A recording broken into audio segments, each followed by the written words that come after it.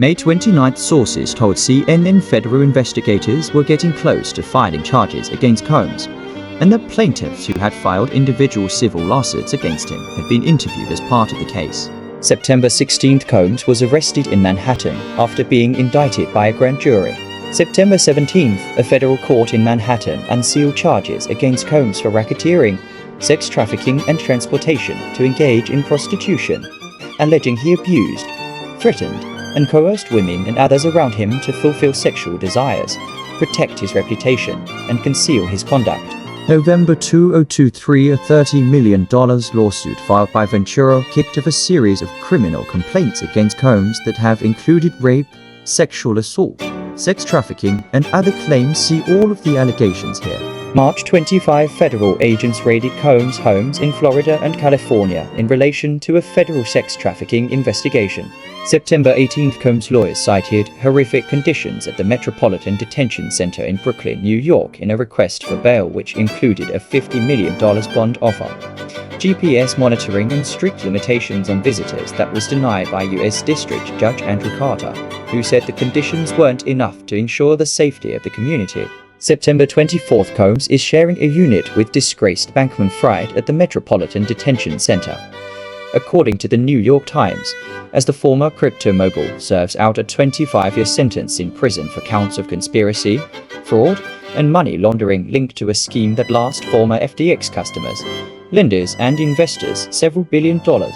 September 26th, a documentary was released for streaming on Tubi and featured an interview with Combs' lawyer Marco Gnafilo, who addressed a leaked surveillance video of Combs shoving and kicking ex-girlfriend Ventura, in which he called the indictment a takedown of a successful black man and said he doesn't expect Combs to accept a plea bargain. September 30th, lawyers for Combs filed a notice asking the Second Circuit Court of Appeals in the Southern District of New York to overturn the decision to hold him in prison while he awaits trial, a choice Judge Andrew Carter made citing concerns Combs had allegedly tampered with witnesses who had been contacted as part of the investigation against him.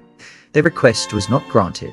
October 6, Janice Small Combs, Sean Combs' mother, said in a statement through her family's attorney, "He is devastated and profoundly saddened by the allegations against her son, adding those accusing him of misconduct are seeking a financial gain, and likened Combs to many individuals who have been wrongfully convicted due to their past actions or mistakes," though she also said Combs may have been not entirely truthful when denying assault allegations raised by his ex-girlfriend Ventura. October 8th, lawyers for Combs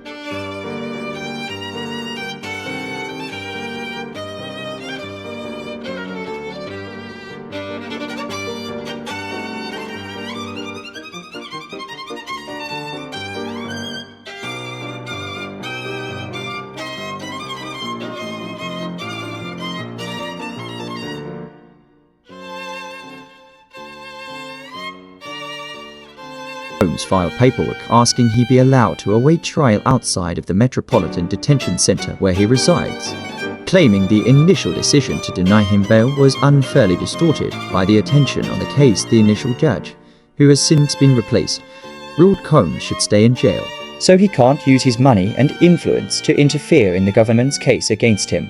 October 9th, Combs' team filed a memo alleging that the Department of Homeland Security leaked a surveillance video that showed him abusing his ex-girlfriend, Cassandra Cassie Ventura. Though prosecutors have denied the allegations and said they did not obtain that video until it was made public by CNN. October 10th, Combs appeared in court for the first time since his arrest, where a trial date of May 5th was set for him to face federal charges of racketeering, sex trafficking, and transportation to engage in prostitution. October 11th, a U.S. appeals court referred Combs' latest request for bail to a panel of 3 judges, but ruled he will remain behind bars until a decision is made. October 15th, Combs returned to Instagram for the first time since his arrest in September with a post marking the 2nd birthday of his youngest daughter, named Love Sean Combs. He'd previously deleted every post on the social media account as allegations piled up against him, but has posted a total of 3 times since July, each time with photos of his children.